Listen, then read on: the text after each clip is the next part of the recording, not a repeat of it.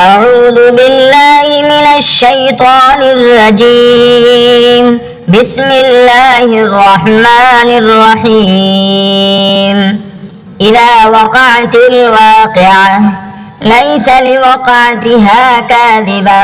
خافضة رافعة إذا رجت الأرض رجا وبست الجبال بسا فكانت هباء منبثا وكنتم أزواجا ثلاثة فأصحاب الميمنة ما أصحاب الميمنة وأصحاب المشأمة ما أصحاب المشأمة والسابقون السابقون أولئك المقربون في جنات النعيم ثلة من الأولين وقليل من الآخرين على سرر موضونة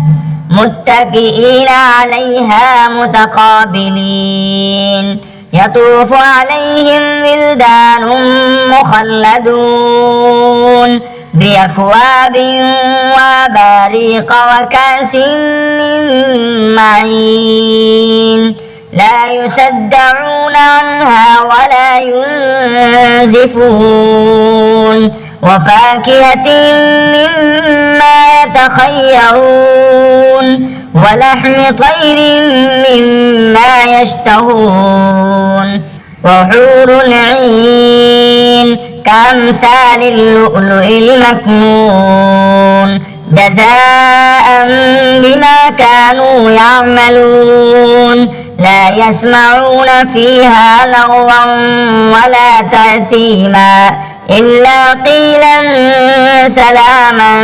سلاما وأصحاب اليمين ما أصحاب اليمين في سدر مخضود وطلح منضود وظل ممدود وماء مسكوب وفاكهة كثيرة لا مقطوعة ولا ممنوعة وفرش مرفوعة إنا أنشأناهن إنشاء فجعلناهن أبكارا عربا أترابا لأصحاب اليمين ثلة من الأولين وثلة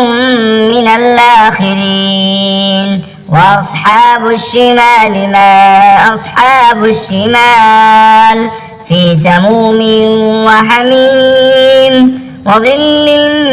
من يحموم لا بارد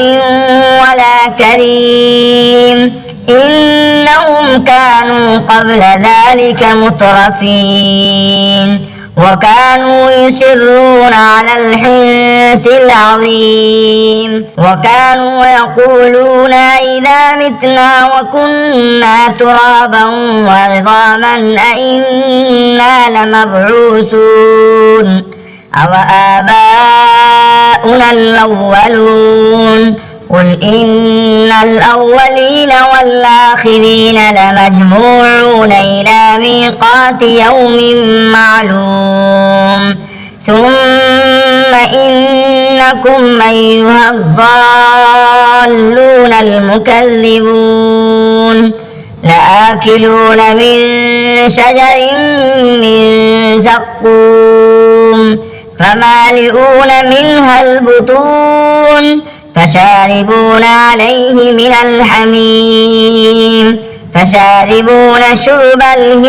الهيم هذا نزلهم يوم الدين نحن خلقناكم فلولا تصدقون أفرأيتم ما تمنون أنتم تخلقونه أم نحن الخالقون نحن قدرنا بينكم الموت وما نحن بمسبوقين على أن نبدل أمثالكم وننشئكم فيما لا تعلمون ولقد علمتم النشأة الأولى فلولا تذكرون أفرأيتم ما تحرثون أنتم تزرعونه أم نحن الزارعون لو نشاء لجعلناه حطاما فظلتم تفكهون إنا لمغرمون بل نحن محرومون أفرأيتم الماء الذي تشربون أنتم أنزلتموه من المزن أم نحن المنزلون لو نشاء جعلناه أجاجا فلولا تشكرون أفرأيتم النار التي تورون أأنتم أنشأتم شجرتها أم نحن المنشئون نحن جعلناها تذكرة ومتاعا للمقوين فسبح باسم ربك العظيم فلا أقسم بمواقع النجوم وإنه لقسم لو تعلمون عظيم إنه لقرآن كريم في كتاب مكنون لا يمسه إلا المطهرون تنزيل من رب العالمين أفبهذا الحديث أنتم مدهنون وتجعلون رزقكم أنكم تكذبون فلولا إذا بلغت الحلقوم وأنتم حينئذ تنظرون ونحن أقرب إليه منكم ولكن لا تبصرون فلولا إن كنتم غير مدينين ترجعونها إن كنتم صادقين فأما إن كان من المقربين فروح وريحان وجنة نعيم وأما إن كان من أصحاب اليمين فسلام لك من أصحاب اليمين وأما إن كان من المكذبين الضالين فنزل من حميم وتصلية جحيم إن هذا لهو حق اليقين